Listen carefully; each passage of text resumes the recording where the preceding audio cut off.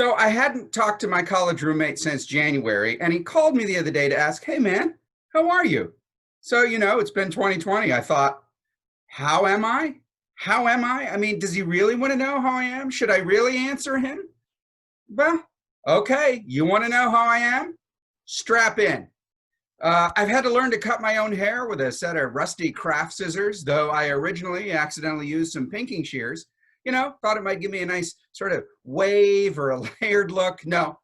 Instead, I've been wearing a hat for the last few months, which is fine because since I've been working at home most days, I don't shower or shave or even change my underpants.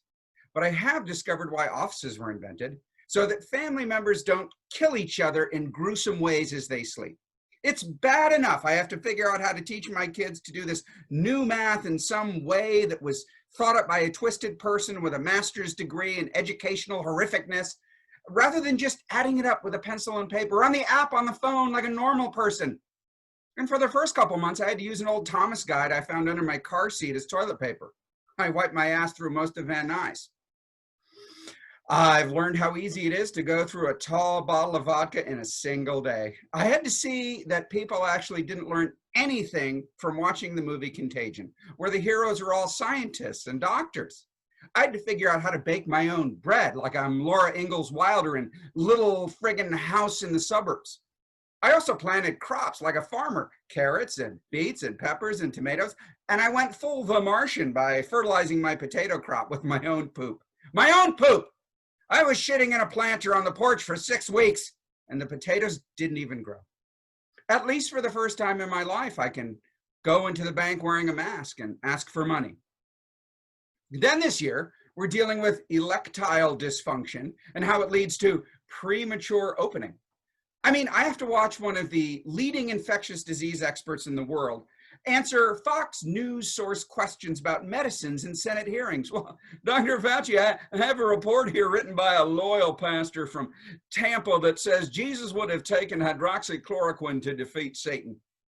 And to see him answer calmly and reasonably, well, Senator, there's no evidence to the efficacy of hydroxychloroquine when facing demonic personages. We've done no double-blind, placebo-based studies to test whether hell dwellers respond to this medication or not.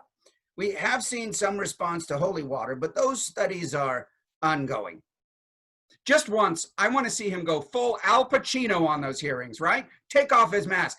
Well, Senator, since we're in the fuck it phase of this pandemic, what I'd really like to do is take a flamethrower to this place. Hooah! I mean, it's 2020. I guess we have our choice. Al Pacino or alcoholic. To make it worse, I have to see the most moronic, stupid, aggressively corrupt president berate scientists, hawk snake oil cures, and sit in his bunker hugging his MyPillow. I suspect he's also wearing colloidal silver underoos given to him by Alex Jones or maybe Kanye West. This very stable genius suggests I shoot myself full of Lysol while I wait for a vaccine. Oh, sure. There's only a 1 to 2% chance the coronavirus might kill me, but there's also a 10 to 20% chance I might end up with brain damage. And so I'd end up like all those crazies that still want to vote for this guy. Look, it is what it is, okay, right? I'm super smart. Person, woman, man, camera, TV. Am I in Mensa now? Maybe, just maybe, that's the answer. Ending up brain damaged. Brain damaged enough that none of this bothers me. Not the roving clans of Karens or the anti-science anti-maskers or the QAnon crazies, not the demon sperm doctor nor the lizard people, not the Chinese virus or the mercenary brown shirts in Portland or George Soros or the war on the post office or OCD hand washing and vaccine tracking chips and 5G towers rotting my brains and fire tornadoes and double hurricanes and that nest full of murder hornets just outside my front door waiting to sting me to death. How am I doing? Other than that, I'm okay. How are you?